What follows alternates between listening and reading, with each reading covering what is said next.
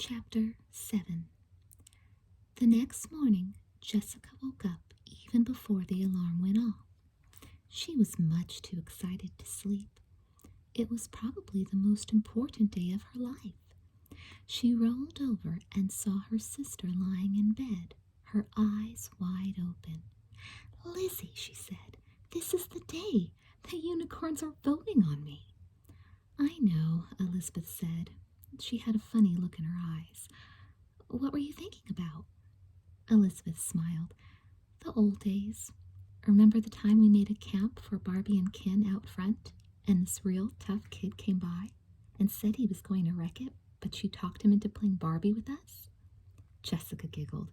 Then his big brother came along and called him a sissy, and he started pulling Ken's and Barbie's arms off. Then they ran off. With Ken, she stopped. "Did they give him back?" "I think they got sent to reform school. Ken's probably sharing their cell." Elizabeth sighed suddenly. "I kind of miss stuff like that." "Not me," Jessica said, "but I like to remember it."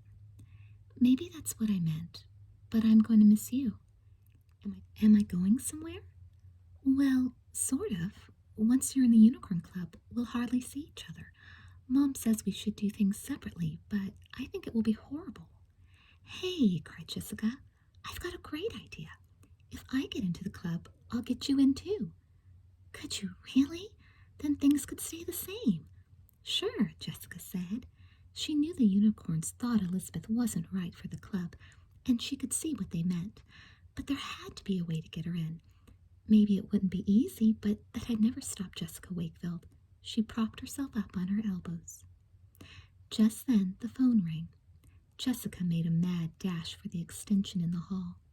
She came back into the room a moment later looking shocked and closed the door. You will never in a million years guess who that was. Who? It was Roberta Manning for Stephen. Stephen must be the boy Roberta's in trouble over. I told her Stephen was still sleeping. She smiled slyly. "Hey, I wonder when Stephen's going to get up." Jessica's face was full of mischief. "Why?" "Why? I want to talk to him about Roberta Manning. For once we could get some gossip before Caroline." "But Jessica, he'll have a fit, and he's your own brother. Do you really want the whole school gossiping about Stephen and Roberta?"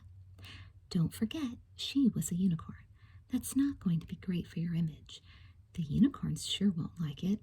They just want people to know how popular they are, how gorgeous they are, and how perfect. Besides, didn't you say Roberta's boyfriend made fun of the unicorns?" Jessica clapped her hand over her mouth. "Oh my gosh," she cried. "I didn't think of that. Promise you won't say a single thing about it to anyone." She acted as though Elizabeth had been planning to broadcast the news. Elizabeth crossed her heart. Not one word. That afternoon, Jessica threw open the kitchen door and shrieked, "I made it! I made it! I'm a unicorn!" Elizabeth forgot all her feelings about the club. She leaped up from her seat at the kitchen table and gave Jessica a big hug. "Oh, Jess, I'm so happy for you," she cried. "What's going on?" Stephen came through the door. "Stephen!" exclaimed Jessica. "I'm a unicorn. They voted on me this afternoon." "A unicorn in the family. Aren't we lucky? So, when do you get your horn?" Stephen tossed his knapsack on the floor and walked out of the room. Jessica looked at Elizabeth. "Things must be rotten with Roberta. Let's just leave him." Elizabeth stopped speaking when she saw Stephen standing in the doorway. Just what was that crack? The twins had never seen him so mad. "Oh, nothing," Jessica said, backing away. "You better remember this, both of you. Stay out of my business. I don't want to hear that name in this house." Then he was gone. Elizabeth and Jessica stared at each other. "Whew, what was that all about?" Jessica said. "You got me, but I wouldn't mention her anymore. Let's forget about it. This is a happy day for you." "It sure is." "Jess," Elizabeth asked, "how soon do you think you can try and get me into the club?" Jessica had forgotten all about that. "I don't know," she said vaguely. "After a while." Elizabeth seemed to wilt. She gave a big sigh. Jessica had a load of math homework that night, and she wanted Elizabeth in a good mood. I just mean not in my first meeting, she said quickly, but I can probably do it in my second. Elizabeth brightened right up. That wasn't long at all. On Monday afternoon, Jessica went to her first official meeting of the Unicorn Club. Elizabeth decided not to mope around. She invited Amy Sutton over. They had a lot to talk about anyway, and there never seemed to be time enough in school. Elizabeth put her things on the kitchen table. Do you want a snack? I like peanut butter and banana sandwiches, but don't be embarrassed if you think they're gross. Jessica gags when she looks at one. I can understand that. Amy was starting to giggle, but then I like peanut butter and pickles. Jess would have you arrested, Elizabeth laughed. I don't tell many people, Amy said. Let's eat outside, Elizabeth suggested. There's this great place where I go all the time. It's under an old pine tree. Hey, neat, Amy exclaimed when she saw it. Elizabeth parted the branches. It was our hideout when we were little. See, we made a bed of pine needles over here. This big root is the couch, and the branch that dips down is like a chair. This is where I write stories sometimes. She paused. Jess never comes here anymore. She thinks it's babyish, I guess. Well, I don't. It's nice and private. We could have meetings about the newspaper here. Top secret. Which reminds me, Elizabeth said, we still have to come up with a name for the paper. Amy groaned. All my ideas are so blah. The Sweet Valley News, for instance. I know what you mean. What do you think of the Chatterbox? It's Julie's idea. Both girls shook their heads. No, they both said. Then they were quiet. Well, it should have Sweet Valley in it, Amy said. And something about the 6th grade, Elizabeth added.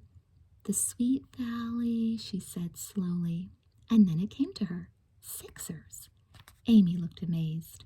I love it. It's perfect. I didn't have any ideas before, Elizabeth said. You sure do now. There's just something about working with someone else, I guess. Suddenly, Amy's eyes lit up. Why don't we try to write a book? I read about a kid our age who did it. A whole long book? About what? Us, the kids at school, real stuff. Elizabeth was beginning to feel excited. That would be wonderful. I haven't been doing much of anything except the newspaper and ballet.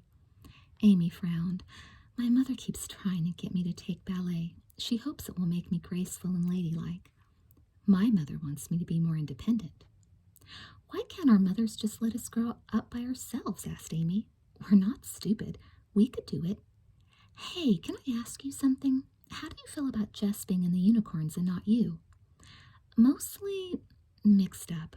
I didn't even like those girls before, but now it's just that the club will take up all Jess's time. What do you think of the Unicorns? They are sort of glamorous, but most of them have as much personality as a hairbrush.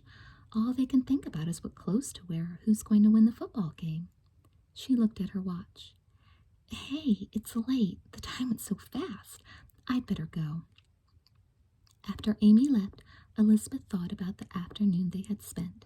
It had really been great. It was too bad, though. Once Jessica got her into the Unicorns, she worried that she wouldn't have time for her other friends anymore. But it would be worth it, wouldn't it?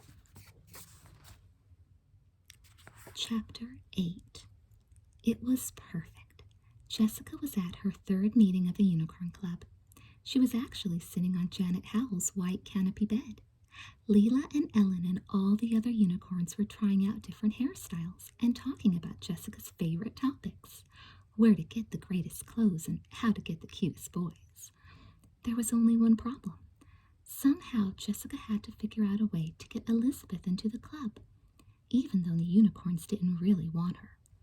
Elizabeth was just not going to leave her alone until she kept her promise. Finally, Jessica decided to come right out with it. At the first pause in the conversation, she clasped her hands together and said, I have a suggestion, everybody. What is it? Janet asked. I think the unicorns should take on one new member. She's really pretty and very smart. Who is she? Asked Janet. Elizabeth Wakefield, Jessica said simply. She tried to look as though she expected everyone to start cheering. Your sister? Janet exploded.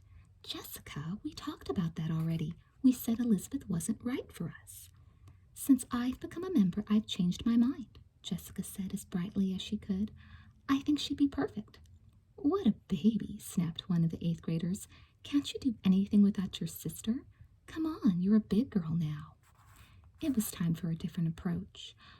Oh, Jessica said sadly, then I'll have to drop out of the club. What? Cried six girls all at once. Why? Jessica made her voice waver slightly. It's just that, well, my parents, they think that twins. Slowly, Jessica began gathering her things together. Wait a second, Janet said. She called a conference in the hallway with the two eldest members of the club. 2 minutes later, they were back. Look, Jessica, we don't want you to drop out. I mean, how would it look? It's okay for us to kick people out, but it's different for somebody to quit. So, we're going to give Elizabeth one pledge task, and it's not going to be an easy one. I'm sure she would do anything. Will you really give her a chance? Jessica asked. Sure, Janet said. Ask her to sit with us at lunch and we'll tell her what the task is. Great, Jessica exclaimed. That's all my parents can ask for, a chance. To herself, she added, Jessica, you are a genius. As soon as Jessica got home, she told her sister the good news. Elizabeth looked as if she had just gotten the best present in the world. Oh, Jessica, she cried, this is wonderful. Now we can be together again. The very next day, Jessica led Elizabeth to the unicorn's special table in the cafeteria. Janet got right down to business. Okay, Elizabeth, she began. Jess probably told you we're thinking of letting you join the unicorns, but before you get in, you have to do a pledge task. If we like the way you handle it, we vote on you. Elizabeth nodded. Of course, we're going to make it easy on you. Most girls get 3 tasks. We're giving you only 1. That's fine with me, Elizabeth said. Here's what you have to do, Janet went on. Invite Lois Waller to go to the Dairy Burger with you after school on Wednesday. Order 2 ice cream sundaes, and when they're ready, say you'll get them while Lois saves your table. Elizabeth kept nodding. This didn't sound bad at all. Then, on your way back, scrape the whipped cream off Lois's sundae and cover it with this instead. Janet reached into a bag on the table and pulled out a can of shaving cream. Can't you see her face when she gets a mouthful of this glop? Make Lois eat shaving cream? Elizabeth cried. No way, I can't do that to someone, especially not to Lois. Everyone's already so mean to her. Elizabeth stood up. Jessica gasped. Elizabeth! Look, think it over. Janet didn't look surprised at all. It's your ticket into the club. Take it or leave it. Just let us know tomorrow. Elizabeth left the table. Behind her, Jessica faced the rest of the girls. She was furious at her sister. She'll do it, she said. Believe me, she'll do it. Elizabeth slumped down in a seat next to Amy and Julie. Wow, Amy whispered, awestruck. They want you to join, don't they? Yes, Elizabeth said angrily. She wadded her lunch bag into a tight ball. She would never play such a rotten trick on Lois or anyone else. Not in a million years. The minute Jessica got home, she marched straight to the pine tree in the backyard. She was sure Elizabeth would be out there. How could you do that to me? She cried. You made me look like a fool. Do you know how hard it was to... Oh, Lizzie, you can't say no. Jessica, I'm sorry. I really want to be in the club with you, but I won't do that to Lois. You are a priss, a first-class priss. You can call me whatever you want, Elizabeth said in a firm voice, but there are some things I won't do, and hurting a kid like Lois is one of them. You're not going to poison her, Jessica objected. She's just going to taste it. That's not what I meant. It would embarrass her. Jessica rolled her eyes. It's only a joke. It'll be funny. Everyone will laugh. At Lois. Jessica, I can't do it. Elizabeth turned her back. That's the end of it. That's what you think, Jessica snapped. Then she whirled and stalked into the house. There was no way Elizabeth was going to make a fool out of her. In another minute, she was talking on the phone to Janet Howe. Okay, she said, her voice low.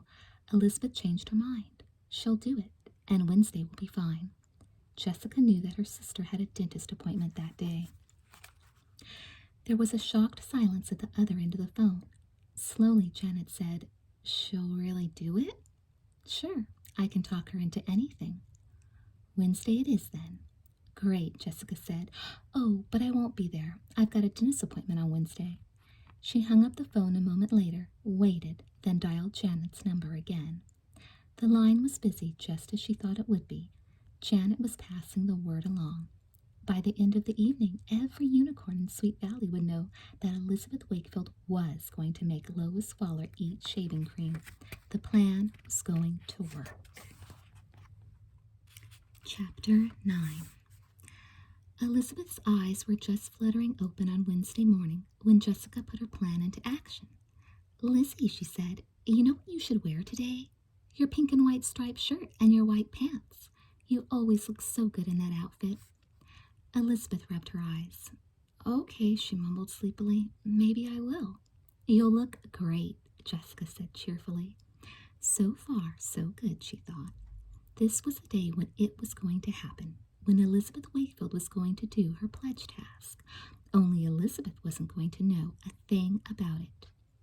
Jessica had set it all up the night before. She almost giggled when she thought about how she had called Lois and asked her to the dairy burger. She had done a perfect Elizabeth imitation. She was only sorry no one had been around to appreciate it. First, she had put on her calmest, friendliest voice. Elizabeth would be nice to a cockroach. "Hi, Lois, this is Elizabeth Wakefield," she'd said. "Elizabeth," Lois was thrilled. "Hi, how are you?" "Oh, brother," thought Jessica, but she had been Miss Polite. "Oh, just fine, thank you. Listen, I was wondering if you'd like to get a sundae at the Dairy Burger after school tomorrow." She nearly choked on the words. "Sure," Lois exclaimed. "You bet. What time?" Jessica could barely believe she was actually making a date with Lois Waller, the school hippopotamus. "I'll meet you on the front steps after the last bell, okay?" "Great. This will be so much fun." Fun? Jessica had thought as she hung up. Eating in public with Lois would be about as much fun as having her head shaved. But, she kept reminding herself, it wasn't going to hurt her image. Everyone would think she was Elizabeth, friend to the world. So that day, Jessica put on a purple dress, and Elizabeth wore the outfit Jessica had suggested. Jessica wore her hair down, and Elizabeth wore hers pinned back. Elizabeth's face was free of makeup, and Jessica carefully put on lip gloss, eyeshadow, and mascara. The girls barely looked like twins. After school, Mrs. Wakefield picked Elizabeth up right on schedule and started off for the dentist. Jessica watched from a second-floor window. The minute they were gone, she dashed into the girls' room. She changed into her own pink and white striped shirt and white pants. Then she pinned her hair back, removed her plastic bracelets, and washed off the makeup. "There," she said to herself, "just like Elizabeth." Casually, Jessica walked into the hall and through the corridors to the front steps. Lois was already there. "Hi, Elizabeth," said Lois, awkwardly clambering off the wall she'd been sitting on. "Thanks again for asking me. It's so nice to do things with a friend." Jessica cringed. Her pal, the blimp. "Hi, Lois," she said, with Elizabeth's nicest, friendliest smile. Then her mind went blank. What would Elizabeth do? What would she say? "How's history going?" "History?" Lois scoffed. She started talking and didn't stop until they reached the dairy burger. Inside, Jessica glanced around and saw Janet, Betsy, Kimberly, and Leela sitting near an empty table. As soon as the unicorns saw Lois, they began to turn red from trying not to laugh. Jessica quickly walked up to the counter where she and Lois ordered hot fudge sundaes. "With marshmallow cream," Lois added, "and nuts, and cherry syrup. Oh, and toasted coconut." Jessica nearly gagged at Lois's order, but she kept an angelic expression on her face. "That'll be about 5 minutes," said the man behind the counter. "Let's go find a table," Jessica suggested. She steered Lois to an empty one near the unicorns. While they waited for their order, Jessica tried to concentrate on acting like Elizabeth. Every once in a while, she thought Lois looked at her strangely. "Remember," she kept telling herself, "you're quiet, calm, sincere, nice. You like school. You like math. You like Lois."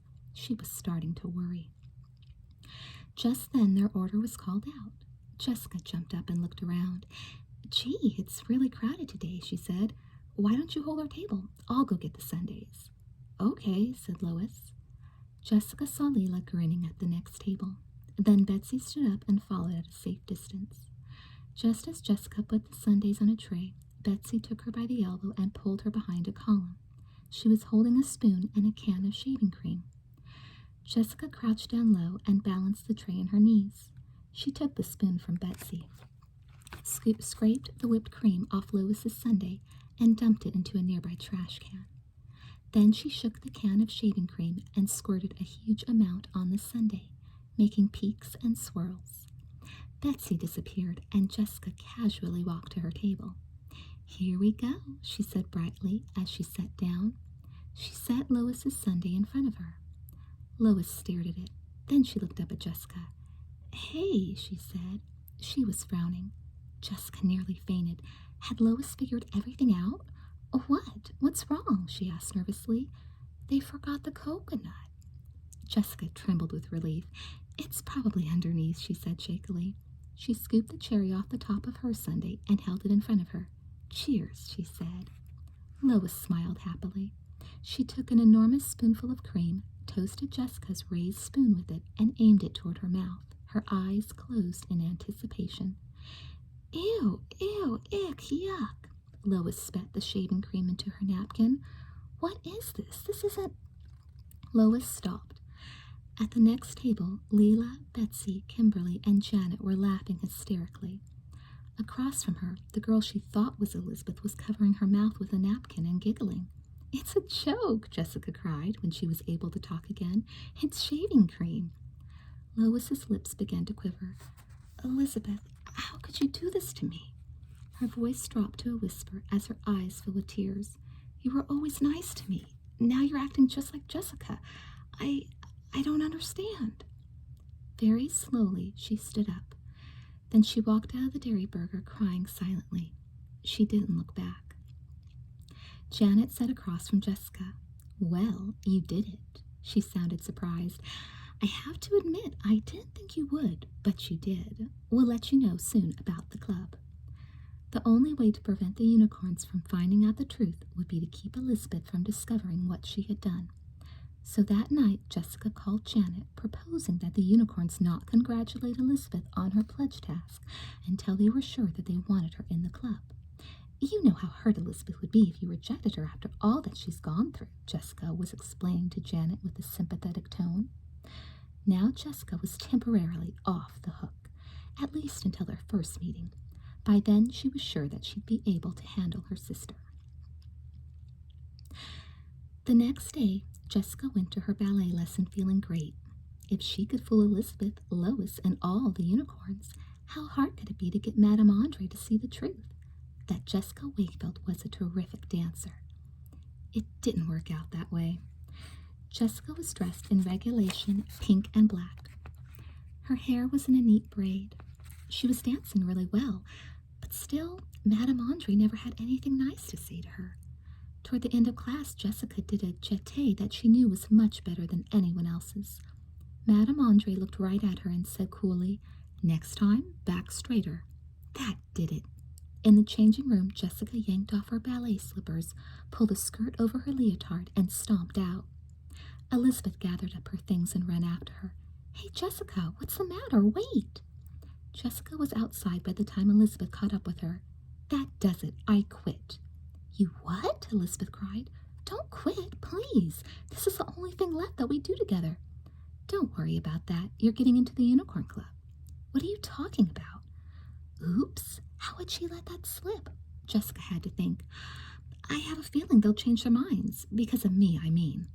"Thanks, Jess, but I really doubt it. Anyway, I still don't think you should quit ballet." Jessica was feeling a little calmer.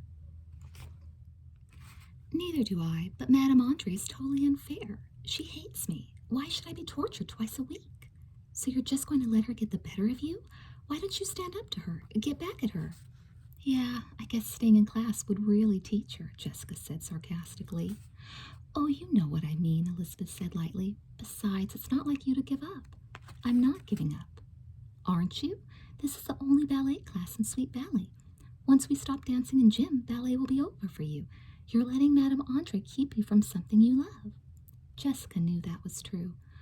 Why don't you try one more class? Maybe, Jessica said reluctantly. Jessica, please. Elizabeth's voice rose slightly. Okay. One more chance for Madam Keep Your Back Straight, and that's it. Jessica showed up for ballet on Tuesday, almost sure it would be her last class. But something happened that changed her mind. Just before the lesson ended, Madame Andre called the girls around her and said, I have a very important announcement. In 2 months, all of you will perform for the public. There was an excited murmur from the girls until Madame held up her hand. The dance studio will hold a recital at the high school auditorium, and all of Sweet Valley will be there. I have many times danced on the stage, and no experience can match it. This class will perform a lovely scene from the ballet Coppelia. Do you know the story? The girls shook their heads. Alors, I will tell you then, said Madame Andre. Coppelia is the story of Swanhilda, a beautiful girl who is in love with a handsome man named Franz. Swanhilda is afraid that Franz loves Coppelia, a girl he has seen from afar in an old doll shop. Then she learns that Coppelia is only a doll, and her dream of marrying Franz comes true.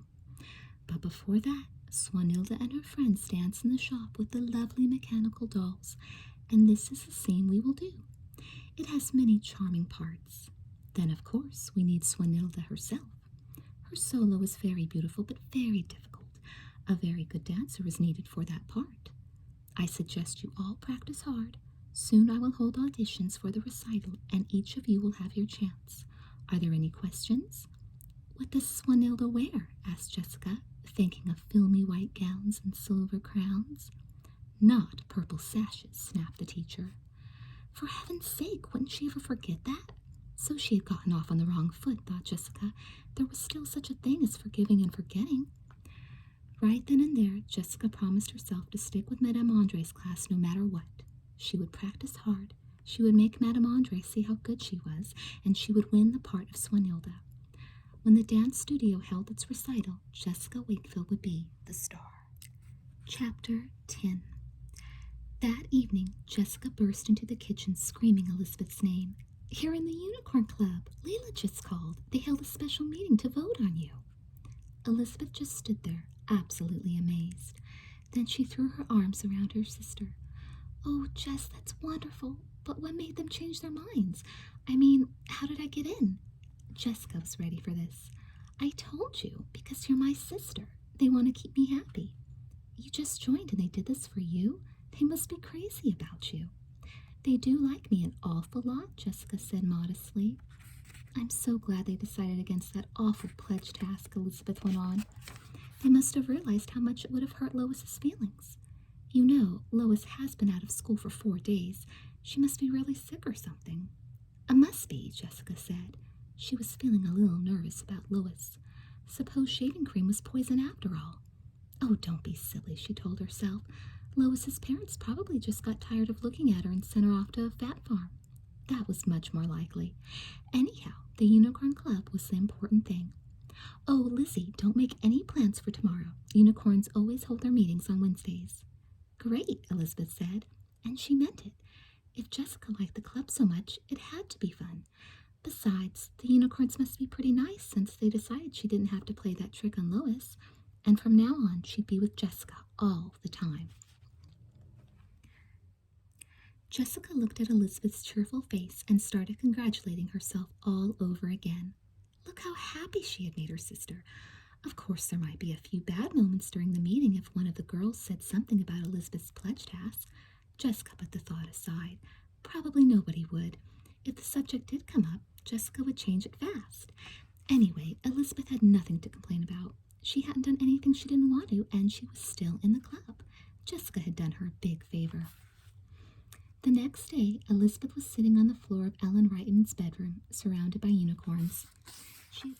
She had been there for 45 minutes. She knew because she must have looked at her watch about 12 times. Everybody else seemed to be having a great time, but she was bored to death. This just couldn't be what the meetings were really like. She looked around Ellen's room. She had never seen so many rainbows in her life. They were on the walls, hanging from the ceiling, on her wastebasket. She even had them on her hairbrush and her telephone. Maybe she should count them. That would help her stay awake. "Attention, please," Janet called from Ellen's bed. "Did everybody see the new Cold Derrick TV movie last night?" The girls nodded their heads. Well, Elizabeth thought they were going to discuss the movie. That could be interesting. Jessica had only gotten her to watch part of it, but Elizabeth had read the book. "Isn't Cole cute?" sighed Tamara Chase, one of the 8th graders. "Just dreamy," Kimberly said with her eyes half closed. "I'd do anything to go out with him," Ellen said. Elizabeth felt as though her head were filling up with oatmeal. "Did you hear he's going to be in a mini-series next month for 4 nights? The Pioneers or something," Leela put in. Elizabeth perked up. That was a fantastic book. The other girls looked at her as though she were speaking Martian. Jessica quickly changed the subject. "Did you hear what Sandra Ferris wore to the Dairy Burger the other night? A bright red bra under a white blouse. You could see the whole thing. She loves people to stare at her. She's as bad as Jennifer Norris." Elizabeth felt lost. She had never even heard of these kids they were talking about. "That reminds me," said Janet. "I found out something we've all been wanting to know for weeks." Elizabeth straightened up a little. "I found out what size bra Leslie Carlisle wears." Leela nearly shrieked. "What? What size?" Janet paused dramatically. "Are you ready for this? 36E. There was a chorus of wows, but Elizabeth just stared into space. "And you know who likes her?" Janet went on. "Every single boy in school?" asked Jessica. "Close. Colin Harmon." "Colin Harmon," cooed Ellen. "He's so cute." Elizabeth thought, if I hear "he's so cute" one more time, I think I'll throw up. She checked her watch again and stifled a yawn. Jessica poked her. How could her sister be so rude? She had hardly said one word during the whole meeting. How ungrateful. If she kept this up, having her in the club was going to be awful. "Well," Leela was saying, "I don't know who my idea of a dream date is. Maybe Cole Derrick. What about you, Elizabeth?" Elizabeth tried to reel her mind in. "Who would be your dream date?" Leela repeated. Oh, brother, thought Jessica. This was going to be good. "Please don't say anything too weird," she silently begged her sister. "Dream date?" Elizabeth repeated. "Nobody, I guess. I'm not really interested in any one person," Jessica finished hastily. "Right, Elizabeth? I mean, there are just so many. Elizabeth likes tons of guys. I'll tell you my dream date. It's Jake Summers from Days of Turmoil." "Ooh, Jake Summers," breathed Tamara. "He's so cute." The meeting dragged on. Centuries seemed to pass before Janet finally announced that the meeting was adjourned. "Let's go to the Dairy Burger," she added. As the girls stretched and began getting their things together, Ellen came over to Elizabeth. "I heard all about your pledge tasks," she grinned. Jessica turned pale. "Lizzie," she said quickly, "how's the paper going?" But Ellen was rushing on. "I just wish I could have been there. I would have loved to see Lois's face when she shoveled in that shaving cream. Listen, are you coming to the Dairy Burger?" Elizabeth was speechless. "No," she finally said, her mind racing. She knew instantly what must have happened. Jessica had done her pledge task. She had lied to her. She had impersonated her. Her own twin had betrayed her. "Jessica," said Elizabeth, her voice shaking with anger, "I will never forgive you for this as long as I live." Elizabeth turned on her heel and walked out. "Gosh, what's her problem?" said Ellen to Jessica. "Beats me," Jessica replied uncomfortably. "Come on, let's go." Elizabeth had never been so angry. She walked into the house and slammed the kitchen door behind her. "What are you doing here?" she cried when she saw her mother. "I finished up early." Mrs. Wakefield stood back to get a good look at Elizabeth. "How are you?" "Not so wonderful," Elizabeth sighed. "Sit here and talk to me while I start dinner." "Well," Elizabeth said slowly, "Jessica got me into the Unicorn Club." "You don't look very happy about it." "I went to my first meeting and it was horrible. It was boring and I didn't pay attention. And they asked me a question and I said something really stupid. But Mom, the worst thing is that they don't do anything.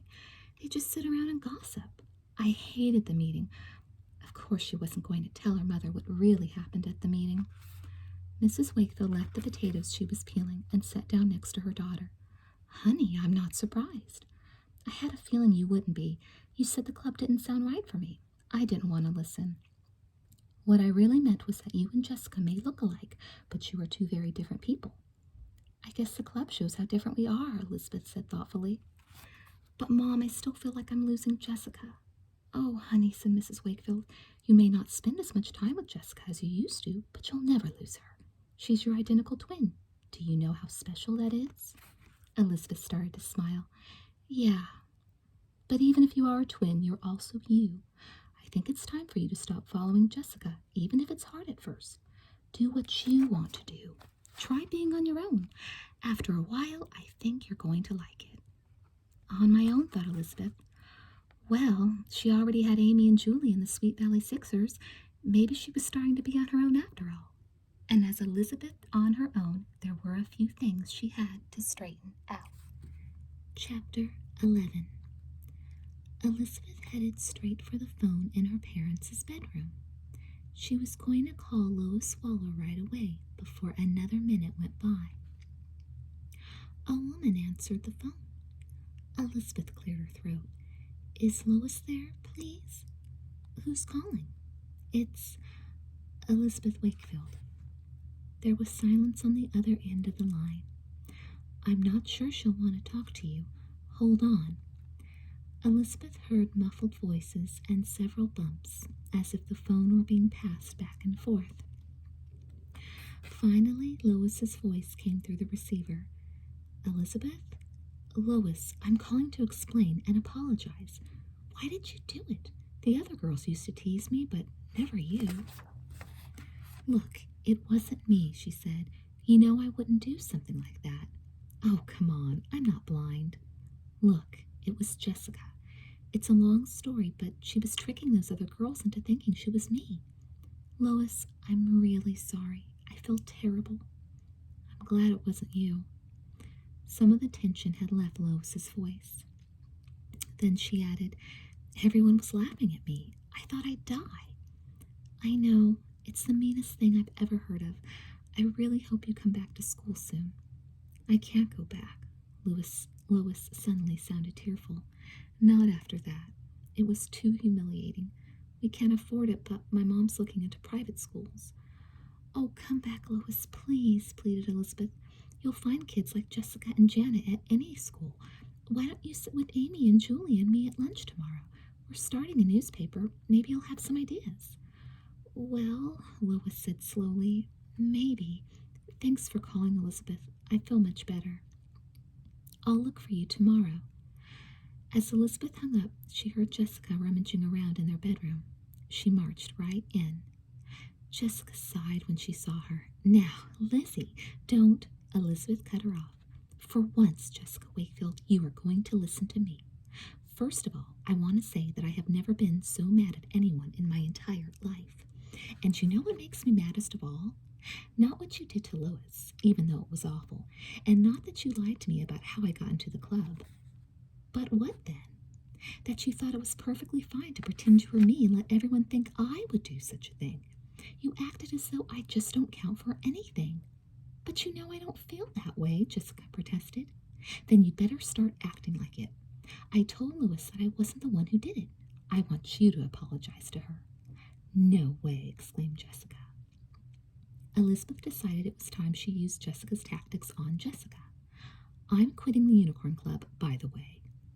Jessica didn't try to keep the relief out of her voice. Well, I didn't think the club was exactly right for you. That is, I'm quitting if you apologize to Lois. I told you, Jessica sounded very annoyed. If you don't do it, I might just stay in. And as a loyal unicorn, I'll have to tell Leela and Janet and all the unicorns everything. And I mean everything. This is blackmail, Jessica shrieked. You should really apologize in person, Elizabeth went on, as though Jessica hadn't said a thing. I won't. Mom might be interested in all this, too. All right, I'll do it. Are you satisfied? Yes, thank you. You've got exactly a week to apologize. Elizabeth turned to her homework without saying another word. Exactly 1 week later, Elizabeth sat with Lois Waller on the wall by the front steps of Sweet Valley Middle School. I can't believe how much everyone liked the paper, Elizabeth exclaimed happily. I have only 2 copies left, one for me and one for my parents. Hey, Elizabeth, the Sweet Valley Sixers is great. Leela Fowler came down the steps carrying her book bag and a copy of the paper. I really like Caroline's Gossip column. How does she find out all that stuff? I'm not sure, Elizabeth said with a smile, but I'm glad you liked it. The other unicorns like the paper too. When's the next one coming out? In a couple of weeks, I hope. Great, see you. Leela ran across the lawn to Ellen Reitman, then turned around and yelled, Hey, Lois, are you working on the paper too? Not yet, Lois answered. Why not? You could do a diet column and call it Advice from Miss Piggy.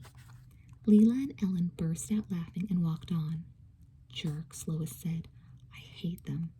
They're not my favorite people. Someone should give them a taste of their own medicine sometime, Elizabeth thought aloud. Hey, said Lois, how come you asked me to meet you here anyway? You'll see, replied Elizabeth. Just then, Jessica appeared at the door and walked slowly down the steps. Hi, Lois, she said uncomfortably. Lois stared down at the ground. Hi. Lois, Jessica began, her face reddening. I wanted to tell you that I'm sorry about what happened at the Dairy Burger. I guess it was sort of mean. It was very mean, Lois said vehemently, jerking her head up to look at Jessica. I know I hurt your feelings, so I'm sorry. She paused. You don't have to forgive me. I just wanted to apologize. Thanks, Jessica, Lois said quietly. I'm glad you did. She looked at Elizabeth. See you at lunch again tomorrow? Sure, we'll talk more about the paper. Lois hurried toward the waiting school bus. I know you didn't want to do that, Elizabeth said to Jessica, but it meant a lot to Lois. And to me. It's just too bad she can't take a joke. Elizabeth gave her sister a look. Anyway, I won't tell her it was a pledge task, and I won't give you away to the unicorns if you never ask me to do your homework again. All right, Jessica's voice trailed off. A moment later, her blue-green eyes were sparkling again. Hey, I meant to tell you, the paper was great. Everyone was talking about it. Maybe I should work on it. Elizabeth had to smile. She'd been dying for this to happen, and now it didn't seem important. I wouldn't say no, but are you really, really sure you want to? Jessica grinned. Well, if you put it that way, I'm still awfully busy. Chapter 12. For heaven's sake, what is going on here? Mrs. Wakefield was standing in the doorway to the twins' room. They had been shouting at each other so loudly neither one had heard her calling. In exactly 5 more minutes, you two are going to be late for school. Mom, Jessica is a pig, Elizabeth snapped. Elizabeth, that's a terrible thing to say, exclaimed her mother. Well, she is a pig. She spilled soda on my desk. And look at her side of the room. Her mother stared at the litter of clothing, paper, crumbs, and makeup and murmured, Terrible, but accurate. My half wouldn't be so messy if you weren't crowding me out, Jessica told her twin. All right, we don't have time to discuss this now, said Mrs. Wakefield. We'll talk about it tonight. Over dessert that evening, Mr. Wakefield grinned at the twins and said, Get ready, girls. We have some big news. You're each going to have your own room. Our own rooms? Shrieked both girls simultaneously. That's right, Mrs. Wakefield laughed. I just never thought about it until this morning. All we have to do is turn the guest room down the hall into a bedroom. Then I'll never have to live in a messy room again? Elizabeth looked ecstatic. And I can be just as messy as I like, Jessica said with a satisfied smile. I don't think that's the idea, Jess, Stephen remarked, but he was smiling more cheerfully than he had for a long time. We can redecorate, too, Mrs. Wakefield went on. Jessica, you can stick to pink and white if you want. It's up to you. Elizabeth, you'll probably want something entirely different. I want navy blue curtains, Elizabeth was smiling dreamily, and plain white walls, and a gigantic desk. I just can't wait. Then, Mr. Wakefield told her, we'll try to get it all finished this weekend. After dinner, Jessica and Elizabeth went up to their room. Maybe by next week we won't be roommates anymore, Jessica said. You know, even after all the fighting we've been doing, I'll kind of miss sharing a room with you. You will? Sure, we've shared a room all our lives. I'll miss lying in bed at night talking. Me too, Elizabeth sighed. But, Jessica added, I won't miss your 10 million books. And I won't miss your piles of clothes, or all your lectures on neatness, or your candy wrappers in my bed and the crumbs on... Elizabeth grinned. We'd better cut this out before we start fighting again. I know, Jessica leaped up from her bed. Let's go practice ballet. The auditions are coming up really soon. I don't think I will. Elizabeth looked toward her night table. I've got a new book of poems I want to read. You can read that any old time. Elizabeth smiled at her sister. I want to tell you something. A couple of weeks ago, I would have said yes, even though I didn't feel like practicing, which I don't, just so we would be together. But now I don't have to stick to you like glue. I can do what I really want. Jessica looked astounded. You mean you didn't before? I sure always did what I wanted. Well, that was the trouble. So did I. Always do what you wanted, I mean, but not anymore. Jessica raised an eyebrow. I'm not sure I'm going to like this, she said. But her aqua blue eyes were twinkling. If she really tried, Jessica was sure she would still be able to get her way with Elizabeth. Right now it wasn't important, so she headed for the door. See you later, big sister. As Jessica left the room, Elizabeth gave a contented sigh, settled back on her bed, and picked up her book. The Wakefields spent the entire weekend fixing up the twins' rooms. Everyone pitched in. On Sunday, Stephen and the girls were painting the guest room off-white for Elizabeth. Stephen kept humming and sloshing paint on the wall and tying to a tape on his Walkman. You've been in a good mood lately, Jessica remarked. Stephen winked at her. Really? Yeah, lost your fangs and everything. So what was going on with you? Is it safe to ask now? Sure, it just took me a while to get over Roberta dumping me. Elizabeth stopped painting. Roberta dumped you? Why? Jessica gasped. Because you're older? Well, Stephen said, looking uncomfortable. Not exactly. Why then? Come on, tell, Jessica coaxed.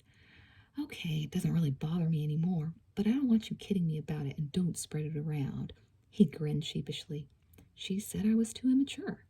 Oh no, Jessica shrieked and started to giggle. What does she want? An old man? Elizabeth cried. I think she has a crush on some college kid. Not that he's interested in her, Stephen said. It was pretty hard to take, especially with the high school kids saying I was a nerd for dating a baby. Anyhow, it's fine now. Stephen cleared his throat. See, there's this other girl, a sophomore. Ooh, an older woman, scolded Jessica. That'll show Roberta. And this sophomore doesn't think you're so immature? Elizabeth smiled.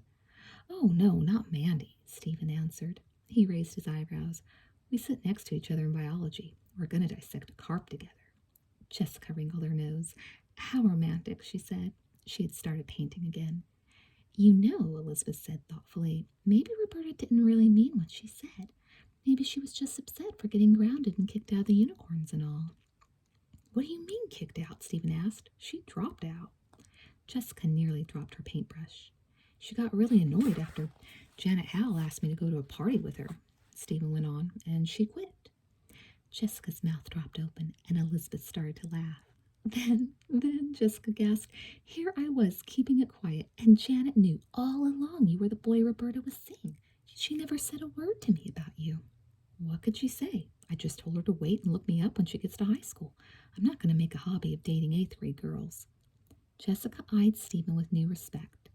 So the unicorns, the most outstanding girls in school, were practically fighting over my brother.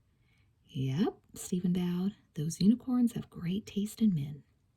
Maybe so, but they're not very nice. Elizabeth couldn't resist bringing this up. I mean, picking on Lois Waller? How mean can you get? I wonder how they would like it if everyone laughed at them. Jessica raised her eyebrows. It's silly even to talk about. That could just never happen. Well, somebody should show them. Elizabeth stopped speaking as, in a flash, it came to her. A brilliant idea. She turned her head away from Jessica and tried to smother the laugh that was bubbling up. Somebody would show them. Elizabeth Wakefield. Chapter 13. The first chance she had, Elizabeth slipped into her parents' bedroom and shut the door. Then she dialed Lois Waller's number. Lois, she said softly, how would you like to play a trick on the unicorns? I'm dying to get back at them. What do you have in mind? I have a great idea. Listen to this. Tomorrow afternoon, you and Amy and I follow the unicorns to the Dairy Burger. You act like you're by yourself, while Amy and I get a table near the unicorns. Then you go over and really make up to them, like you're sorry you got upset about the trick they play. Elizabeth lowered her voice to a whisper and told Lois the rest of the plan. So what do you think? She said when she was done. Neato. If it works, I'll be so happy I'll go on a diet. I think you're a genius. The next afternoon, Elizabeth and Amy sauntered into the Dairy Burger with Lois a few steps behind. Over there, Elizabeth muttered to Lois. 6 members of the Unicorn Club, Jessica, Janet, Leila, Ellen, Betsy, and Kimberly, were already sitting at a booth waiting for their order. Lois walked over to the candy machine. Elizabeth sat down, and Amy put their order in. Elizabeth saw Leila whisper something to Ellen and point to Lois. Knowing Leila was something really mean, thought Elizabeth. Elizabeth glanced at Lois, who still seemed to be poring over the candy selection, and gave her the thumbs-up sign. Lois acted as if she had just spotted the unicorns.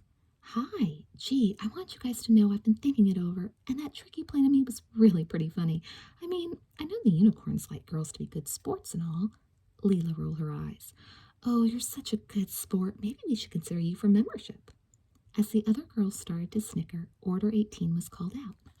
Leila stood up. Oh, I'll get your order, Lois gushed. You don't have to do that. Leila smirked at the rest of the girls. Oh, hey, sure, Lois. Why not? Number 18, the man at the counter called again. That's us, Lois. You better hurry, Leila said. You're on, Elizabeth whispered to Amy. Then she got up and followed Lois. Amy pulled a camera out of her tote bag and headed for the unicorn table. How about a picture for the Sweet Valley Sixers, she asked. All the girls at the table turned on dazzling smiles, just as though Amy had turned on a switch. Beautiful, just a couple more, she cried. While Amy was flashing away, Elizabeth pulled Lois, tray and all, behind a column. 3 shakes, 2 hot fudge sundaes, and Leila's strawberry sundae with chocolate ice cream, Lois reported. Go ahead, Elizabeth grinned. She held the tray while Lois spooned whipped cream off Leila's sundae and piled it high with shaving cream. Now let me get back to our booth before you take the tray to the girls. Elizabeth hid the can of shaving cream in her book bag.